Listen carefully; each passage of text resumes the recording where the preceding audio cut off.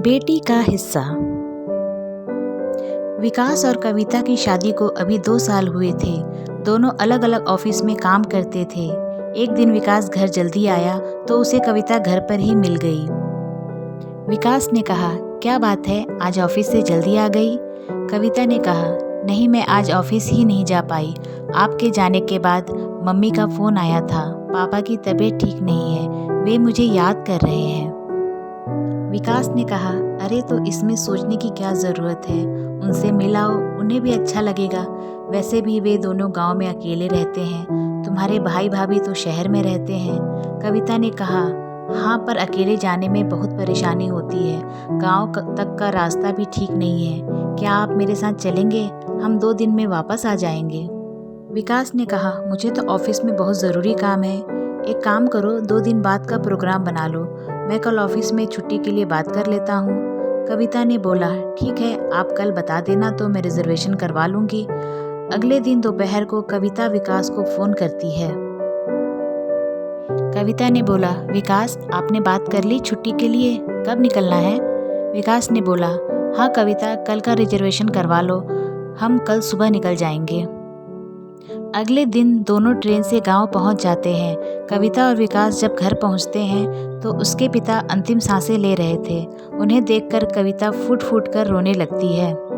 कविता ने कहा, माँ, आपने तो कहा था पिताजी की तबीयत ठीक नहीं है। ये इतने बीमार थे तो पहले क्यों नहीं बताया? हम इन्हें शहर के किसी अच्छे हॉस्पिटल में दिखा लेते। माँ ने बोला, बेटी, तेरे पापा ने जिद पकड़ रखी थी कि वे अपना अंतिम समय यहीं गाँव में बिताना चाहते हैं। तभी पीछे से संजय की आवाज़ आई। संजय कविता का भाई था। संजय ने कहा, हाँ, सब कुछ बेटी ही करेगी। बेटे के लिए तो इस घर के दरवाजे पहले ही बंद हो चुके हैं। सारी खबर बेटी को दी जाएगी, यही इलाज कराएगी। कविता ने कहा, भैया, आप यह क्या कह रहे हैं? मैं भी अभी अभी आई हूँ और आपका फ़र्ज है माँ बाप का ख्याल रखने का। आप यहाँ से जाने के बाद कभी इनसे मिलने आए हैं? संजय ने कहा, तुम दोनों आ जाते।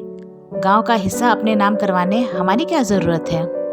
कविता ने कहा, भैया, आपको शर्म नहीं आती? इस समय भी ऐसी बात कर रहे हो? देख नहीं रहे पिताजी की हालत? विकास ने कहा, संजय, हम दोनों को तुम्हारे गांव की ज़मीन जायदाद की ज़रूरत नहीं है। हमारे पास बहुत कुछ है। यह हिस्सा तुम्हें ही मुबारक हो और ज़रूरी नहीं कि बेटी अपने पीहर आए तो हिस्सा मांगने ही आएगी। संजय मौके की नज़ाकत को देखकर चुप हो जाता है। कविता को अपने भाई की बातें बहुत बुरी लग रही थी। वह अपने पापा के सिरहाने बैठकर रो रही थी। पिछले कुछ सालों की बातें उसके दिमाग में घूम रही थी। पापा ने कहा, बेटी, तूने अपनी पढ़ाई पूरी कर ली, अब क्या विचार है?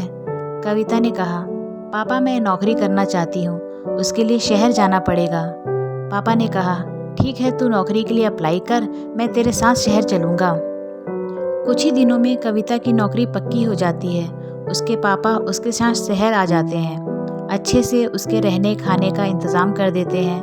कुछ दिन उसके साथ रहकर वापस गांव आ जाते हैं। इस बात से संजय और उसकी पत्नी बहुत गुस्सा होते हैं। वे दोनों हर दिन माता पिता से लड़ते थे। एक दिन दुखी होकर पिता ने दोनों से कहा। पिता बोले, तुम अपना रहने का इंतज़ाम कहीं और कर लो और हमें चैन से रहने दो। ये लो 1 लाख रुपए। संजय अपनी पत्नी के साथ शहर आ जाता है और नौकरी करने लगता है। उसके बाद संजय कभी गांव नहीं गया, यहाँ तक कि बहन की शादी में भी वह नहीं पहुँचा। यही सब सोचकर कविता रो रही थी। तभी उसके पिता ने आंख खोलकर अपनी बेटी को देखा। उनकी आंखों में अब पहले जैसी चमक नहीं थी। अकेलापन और उदासी छाई हुई थी। उन्होंने एक बार कविता को देखा और एक बार अपनी पत्नी को देखा, जो उनके पैरों के पास बैठी रो रही थी। जैसे वे कह रहे हैं कि मेरे बाद तेरी माँ का क्या होगा। कविता ने कहा, पापा, आप माँ की चिंता ना करें, इन्हें मैं अपने साथ रखूंगी। कविता की बात सुनकर उनके चेहरे पर संतोष के भाव आए, लेकिन आंखों से आंसू बह निकले। कुछ देर बाद उन्होंने आंखें बंद कर ली और कुछ ही देर में प्राण त्याग दिए। 13 दिन तक घर में रिश्तेदारों का जमावड़ा लगा रहा। रीति रिवाज होते रहे। 13वीं के बाद सब चले गए। कविता ने कहा, विकास, क्या हम माँ को अपने साथ रख सकते हैं? विकास ने कहा, हाँ, क्यों नहीं, लेकिन मेरी एक शर्त है। कविता ने कहा, वह क्या? विकास ने कहा, यह पूरी जायदाद माँ को संजय के नाम करनी होगी, जेवर, रुपया, सब कुछ। नहीं तो वह यही कहेगा जायदाद के चक्कर में माँ को ले गए।